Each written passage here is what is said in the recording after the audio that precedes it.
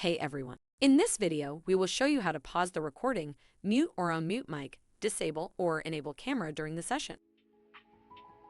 To pause the recording, simply locate the pause button near the recording indicator in the bottom left corner of your screen. Click on the pause button to temporarily halt the recording. To resume recording, click on the play button. Next, you can easily mute or unmute your microphone during the session. To mute your microphone, click on the microphone icon located on the screen. Click on the microphone icon again to unmute and resume audio transmission.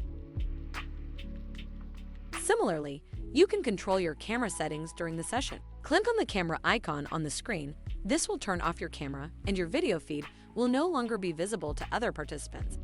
Click on the camera icon again to re-enable your camera and resume video transmission. It's important to note that any portion of the session where the recording was paused will not be reflected in the recorded output.